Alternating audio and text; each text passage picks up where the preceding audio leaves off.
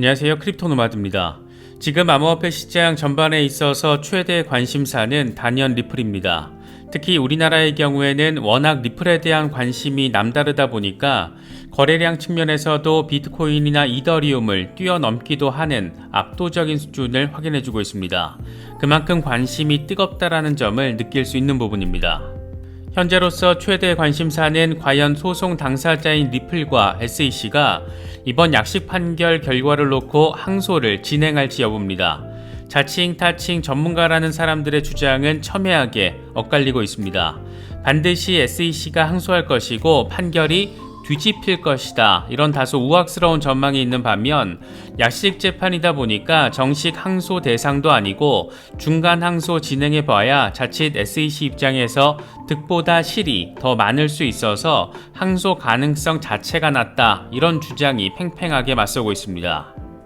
재미있는 건 이번 리플 판결을 통해서 글로벌 개망신을 당한 SEC 위원장 게리 겐슬러의 발언입니다.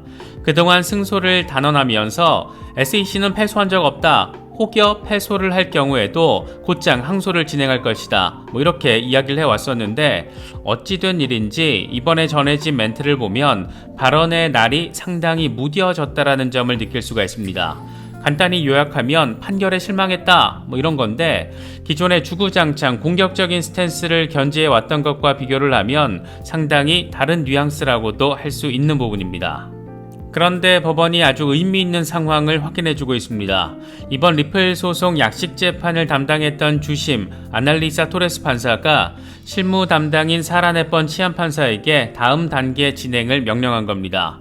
일반적으로 합의가 이루어질 가능성이 가장 높은 이른바 일반 사전심리 단계가 이제 시작이 된다는 건데, 재미있는 것은 토레스 판사가 직접 의견을 제시한 부분입니다.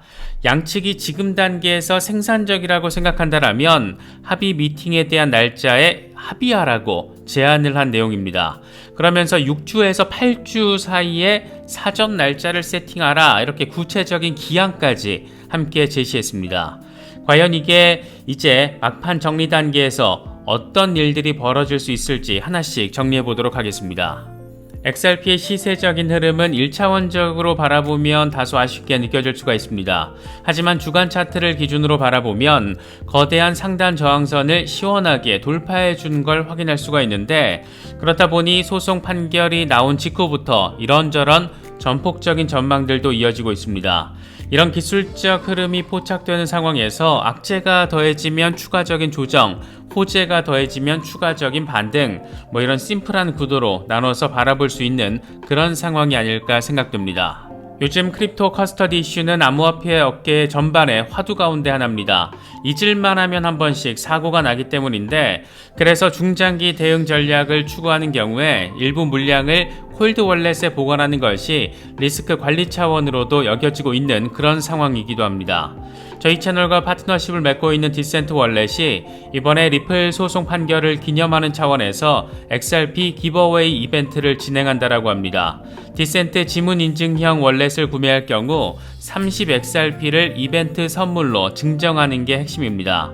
지금 시세로 치면 얼추 3만원 조금 못 미치는 정도 이 추가 할인을 받는 것과 마찬가지입니다. 이벤트 전체 물량으로 XRP 24,000개가 준비됐다라고 하는데, 다시 말해서 선착순 800개라고 할 수 있고 7월 30일까지 진행한다라고 합니다. 콜드 월렛을 구매해 오셨던 분들은 이번 이벤트를 활용해 보시는 것도 나쁘진 않을 것 같습니다. 콜드 월렛에 보관을 하면 내가 직접 책임지고 관리한다라는 장점이 있는 반면 고액의 물량을 보관하실 경우에는 트래블 룰로 인해서 번거롭게 느껴질 수 있는 단점도 있으니까 이 부분 잘 참고하시면 좋겠습니다. 특정 거래소나 코인 이체 등과 관련해서는 디센트 고객센터를 통해서 확인하실 수 있습니다. 그럼 이번 영상 시작하겠습니다. 표면적으로는 리플과 SEC 모두 부분 승리, 하지만 이면적으로는 리플의 실질적인 승리, 어느 한쪽의 완승이 아니다 보니까 과연 양측이 항소를 제기하면서 본격적인 법적 다툼을 이어갈지 여부가 최대 관심사 가운데 하나로 거론되고 있습니다. 이걸 짐작해 볼 수 있는 몇 가지 바로미터가 있는데, 가장 대표적인 것은 상황을 아주 희한하게 만든 직접 당사자 SEC 위원장 게리 겐슬러의 멘트입니다. 게리 겐슬러는 내셔널 프레스클럽 행사에 참석해서 리플랩스가 연방증권법 일부를 위반하지 않았다라는 뉴욕 지방법원의 판결에 실망했다라고 말했습니다. 그러면서 리플이 XRP를 기관 투자자에게 직접 판매해서 증권법을 위반했다라는 판결에 대해서는 만족한다. 우리는 법원의 판결을 검토하고 있다. 이렇게 말했습니다. 2차 시장 판매 물량에 대해서 투자 계약이라고 보기 어렵다라는 판결 내용에 공개적인 불만을 표출한 겁니다. 이 멘트는 두 가지 방향성에서 해석을 할 수가 있는데, 하나는 실망스럽다라는 평가를 통해서 항소 가능성을 열어뒀다라는 것이고, 다른 하나는 패소하면 항소할 거라는 이전의 직접적인 발언과 비교를 했을 때 그 톤 자체가 낮아졌다라는 겁니다. 그렇다 보니까 이게 항소를 검토한다라는 것에 방점이 찍힌 건지, 아니면 일부 승소한 부분, 다시 말해서 기관 투자자를 대상으로 XRP를 판매한 건 증권에 해당한다라는 판결에 만족하고 넘어가겠다라는 건지, 이게 분명치가 않습니다. 업계 안팎에서는 자칭 타칭 전문가라는 사람들의 분석과 전망 크게 엇갈리고 있습니다. 먼저 SEC 인터넷 집행국장 출신인 존 리드 스타크의 경우에는 이번 아날리사 토레스 판사의 판결이 문제가 있는 판결이고, 그래서 SEC가 항소를 하게 될 것이고, 이 과정에서 판결은 번복될 가능성이 있다라고 전망했습니다. 이 양반은 이번 리플 판결은 여러 면에서 문제가 있다. 똑같은 토큰이 어떤 때는 증권이고 어떤 때는 증권이 아닐 수 있다라는 판결은 개인 투자자가 법적 보호를 받을 수 없는 상황을 만들 수 있다. 증권법은 개인 투자자를 보호하기 위해서 고안됐는데 이번 판결로 이 개념이 뒤집혔다. 따라서 이번 리플 판결은 번복될 가능성이 있다라고 생각한다. SEC는 분명 항소할 것이고 제2순회 항소법원이 이를 받아들여서 판결을 번복할 것이다. 이렇게 진단을 했습니다. 반면 리플 진영에서 활동하고 있는 제레미 호건 변호사의 경우에는 일각에서 SEC의 항소 가능성을 주장하지만 개인적으로는 양측 모두 항소를 하지 않을 것으로 본다라고 전망했습니다. 통상 항소는 최종 판결 이후 60일 안에 제기해야 하는데 리플 사건은 최종 판결이 아닌 판사의 명령이 내려진 것이라서 중간 항소만 가능하고 중간 항소는 10일 안에 제기해야 한다.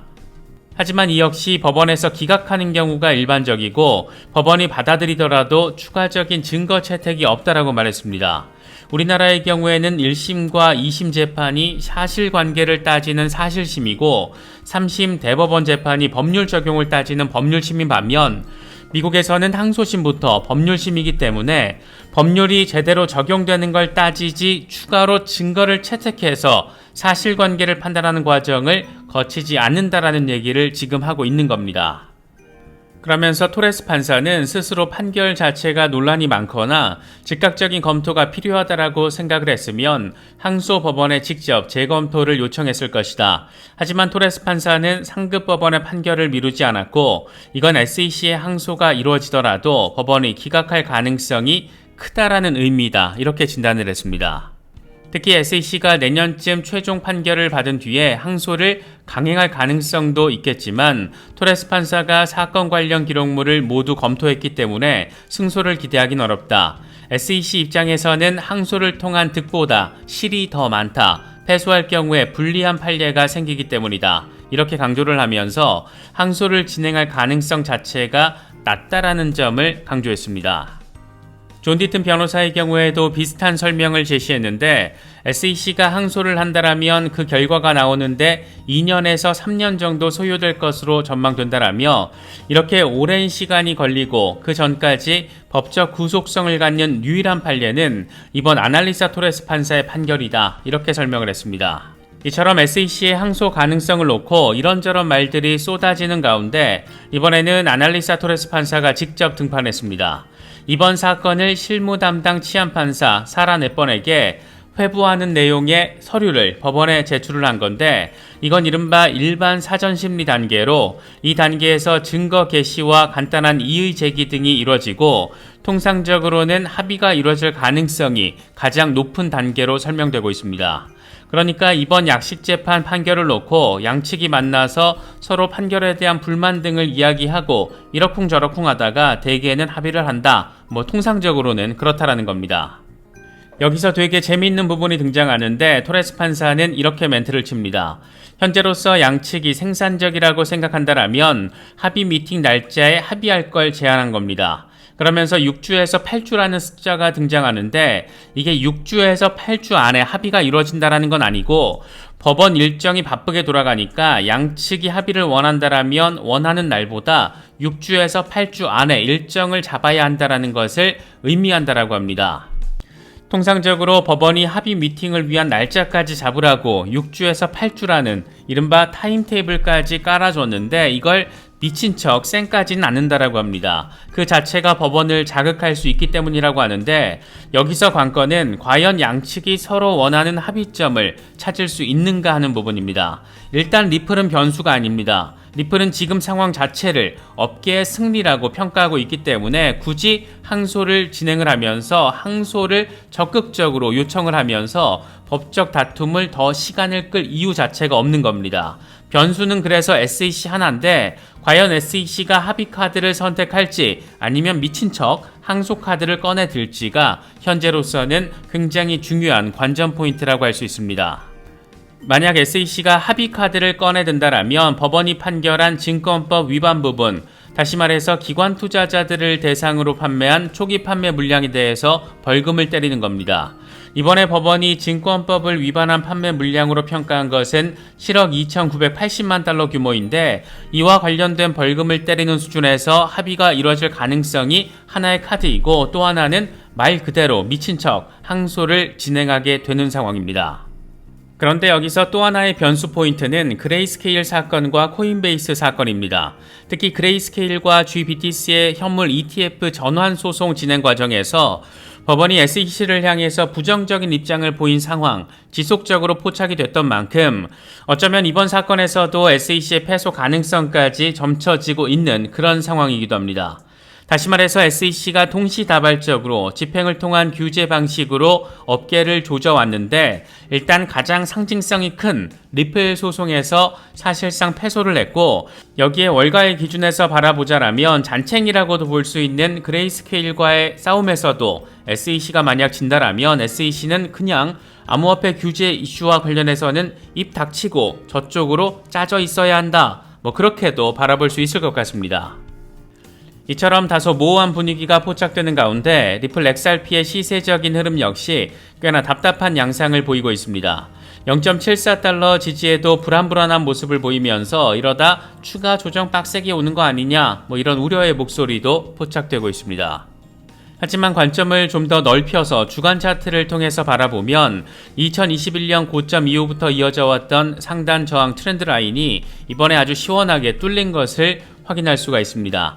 2년 넘게 이어져 왔던 저항선이 페넌트 패턴의 완성 지점에서 뚫리다 보니까 지지세만 잘 확보해 준다라면 다시 말해서 소송과 관련해 긍정적인 상황만 조금 더 들어와 준다라면 의미 있는 반등세 기대해 볼 수도 있는 상황입니다. 물론 그 반대로 SEC가 전격 항소 카드를 꺼내드는 등 골 때리는 상황이 한 번 더 펼쳐진다라면 차트는 다시 한번 어그러질 가능성 생각해 볼 수가 있습니다. SEC가 판결이 불만이네 어쩌네 있다고 소리를 하고 있는 가운데 리플은 XRP의 채택 확장에 대한 군불지피기에 속도를 내고 있는 상황입니다. 이와 관련해서 리플의 법률 책임자 스튜어트 알데로티는 리플이 거둔 부분 승소에 따라서 XRP를 국경 간 거래와 결제에 활용하려는 미국 은행과 금융기관들이 관심을 보이기 시작할 거라고 말했습니다. 그러면서 올해 3분기 동안 리플 ODL 제품 사용과 관련해서 미국의 금융기관들과 협의를 진행할 계획이라고 밝혔습니다. 이게 의미 포인트가 되는 것은 리플 소송이 진행됐던 지난 2년 반의 시간 동안 리플의 대부분의 매출은 미국 밖에서 나왔고 그렇기 때문에 항소든 뭐든 새로운 판결이 나오는 상황이 펼쳐지더라도 몇 년 더 시간이 걸릴 수가 있고 이런 상황에서 토레스 판사의 이번 판결이 유일한 판결로서 역할을 해줄 것이기 때문에 이참에 리플 XRP 채택 확장을 밀어붙이려는 전략 이미 강하게 푸시하고 있다. 이렇게도 바라볼 수 있을 것 같습니다.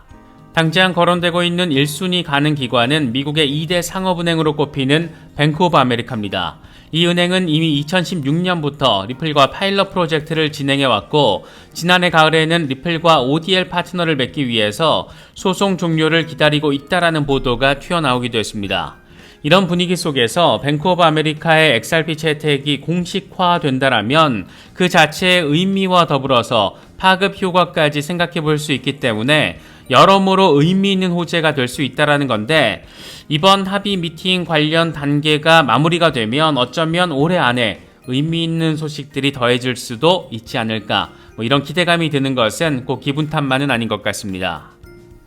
이번에 준비한 영상은 여기까지입니다. 시청해주셔서 감사합니다. 지금까지 크립토 노마디였습니다.